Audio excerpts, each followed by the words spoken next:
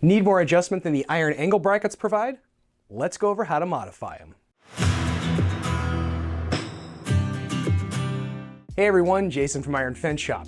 If you're utilizing our angle brackets for your iron fence project, you may find that you need more than the 5 to 10 degrees of adjustment that the angle bracket provides. Since we can't make the bracket wider due to our post sizes, the only option is to modify the bracket for a wider or tighter angle. So today I wanted to show you how to modify the angle brackets and show an installed example. To modify the angle brackets, you'll need the following 6 items: a silver or white marker, a cutting tool, I recommend a Sawzall, angle grinder, or bandsaw, a vise to hold the bracket if you're not using a bandsaw on a fixed stand, a tool to file the cut edges, safety glasses and gloves, gloss black touch-up paint. To cut the bracket, you can use any tool with a metal rated blade. My tools of choice to cut the brackets is either an angle grinder with a metal wheel or a Sawzall with a metal blade. Another alternative would be a stationary bandsaw that you could feed the bracket into rather than hold it in a vise. Regardless of which tool you choose to use, have several fresh blades or discs on hand. The more brackets you have to cut, the more blades to have on hand. These little cast iron guys are tougher than you think and will put some wear on a blade or disc quickly. When modifying your angle bracket, there really isn't a specific opening size or measurement you're aiming for. The more angle you need, the larger you want to make the front opening. Don't get too hung up on a specific opening size. The only key factor is you have to leave some of the side intact here. Do not take the entire side out, as that will weaken the bracket and allow the fence rail to pop out if impacted. Let's grab some angle brackets, tools, and safety gear and head out to the workshop to modify a bracket. With our safety glasses and gloves on, we'll start by securing our bracket here in the vise. Be sure you get it in there good and tight. We don't want this guy to go flying while you're cutting through. Now let's mark where we want our cut to go.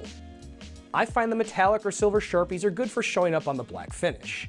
Again, don't get too hung up on a specific opening. I find that taking about this much out here works for most angles and leaves enough to hold your rail in. Next, we're going to take our cutting tool and cut through the bracket. I'll show you the angle grinder and Sawzall since I have both here at the shop. The angle grinder will go faster, but also have lots of sparks and mess thrown about. The Sawzall will be tough to control until it has a line cut in the bracket, but it's a lot cleaner and safer without the sparks show. Once the cut goes through, you'll want to clean up the cut edges to remove any burrs that can make it tough to get your fence rail in. Be careful handling the bracket after cutting it, as it will be very hot. You can use a file or your angle grinder to clean up the cut edges. Once your bracket is cleaned up and cooled off, you'll paint it with your black touch-up paint to make sure you don't run into any rust issues.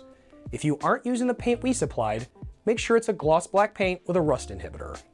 With that, we've gone from a standard angle bracket to a modified one that will let you get a much wider installation angle. Let's go over and check out this piece back here that I had to modify some angle brackets on to get the angle needed. Here you can see that we have a straight center panel, but then needed to angle the 2 outer transition panels to follow the curved fire pit bed. If we zoom in here, you can see our modified angle brackets that allowed us to pull a tighter angle.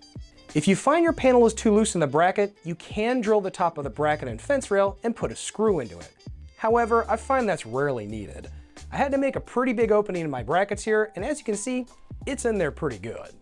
One final tip on these modified angle brackets is you may find that cutting your fence rail at an angle helps more of your fence rails sit in the bracket for a better connection. So if you put your rail through like this and cut this railing off at an angle in the back, it may help with fitment. Hopefully this video has helped show you how to modify the iron angle brackets to get the angle you need for your project. Be sure to check us out here at ironfenceshop.com. Now that you have your angle brackets modified, want some tips on using the self-tapping screws to mount the bracket to your post? Check out this video we did. If you have any other questions, you can shoot us an email at sales@ironfenceshop.com or give us a call at 800-261-2729. We look forward to hearing from you.